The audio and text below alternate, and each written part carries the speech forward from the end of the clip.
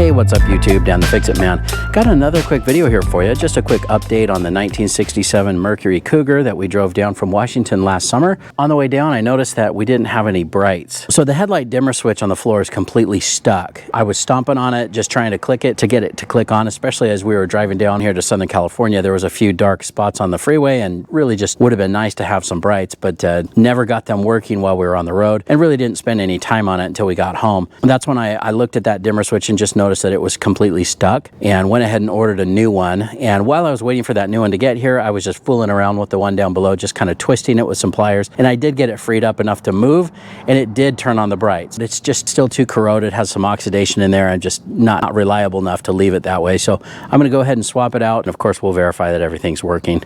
All right, so here's the old one, and you can see I've got it loose now because I was fiddling around with this and twisting it a lot with a pair of pliers. I could probably spray some lube in there, but you can see it's got all kinds of white corrosion in there. So let's just pull off this rubber pad first. Hang on to that because the new one does not come with this. And then we should just be able to pull the carpet down.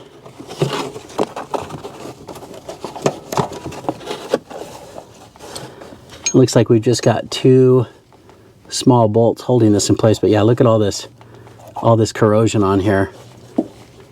Probably just from wet boots over many years. There we go. Let's try to zip that off with this guy real quick.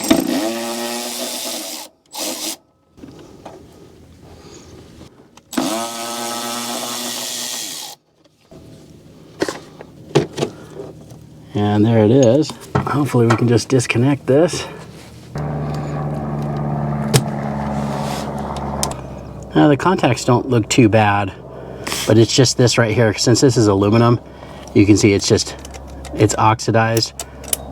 Like I said, I got it freed up now. This would, see there, it's stuck down. There we go.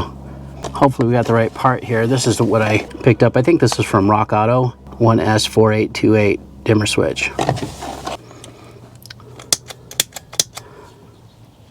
Big difference. So let's just throw that in. Just gonna connect it here first.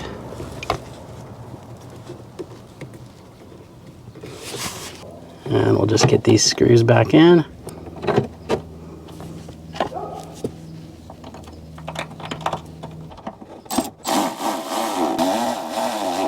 Now I noticed that the one hole up here is a little bit of an oblong shape, so this is probably somewhat of a universal part, but I think it's going to work just fine. Let's just tuck our carpet back down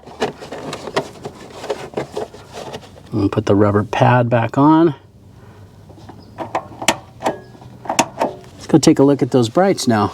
All right, I had to turn on the car because these have the little vacuum actuated doors, so let me go turn the lights on for you now. And you can see the brights are actually on. Hopefully that'll show up on camera, but they are on. Let me go click them off and see if you can see the difference.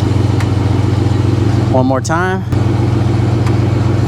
On, off, on, off, on, off.